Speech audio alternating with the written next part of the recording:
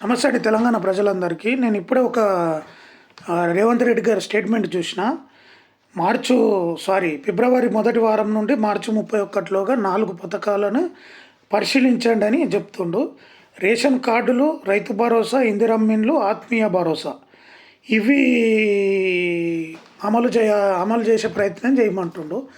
సరే, ఇప్పుడు ఇవి ఎందుకు చెప్తుండంటే ఫిబ్రవరిలో నోటిఫికేషన్ ఇచ్చేసి మార్చిలోపు ఎన్నికలు పూర్తి చేసుకొని బయటపడేటటువంటి ప్రయత్నం. సర్పంచ్, ఎంపీటీసీ, జడ్పీటీసీ ఇప్పటి ఉన్నటువంటి ఒక చర్చ ఏంటంటే తెలంగాణలో 33కు 33 జిల్లా పరిషత్తులు, దాదాపు 27 నుంచి 28 భారత రాష్ట్ర సమితి బీఆర్ఎస్, 4 నుంచి 5 బీజేపీ జిల్లా పరిషత్తులను కైవసం చేసుకుంటుంది. ఒక్క జిల్లా పరిషత్ కూడా కాంగ్రెస్కు వస్తలేదు. ప్రజలలో అంత తీవ్రమైన వ్యతిరేకత ఉంది. ఈ 33 జిల్లా పరిషత్తులు పోతే ఈయన సీటు పోతుంది, ముఖ్యమంత్రి నుంచి తీసేస్తుంది హైకమాండ్.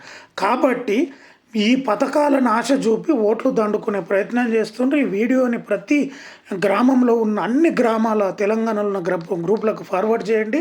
స్థానిక సంస్థల ఎన్నికల్లో ప్రతిపక్షాలకు పట్టం కట్టండి.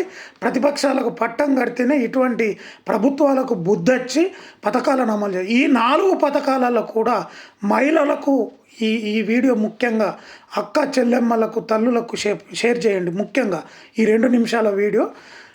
ఈ 4 పథకాలలో కూడా 2000 పింఛన్ 4000 కాలేదు, ప్రతి మహిళకు 2500 లేదు.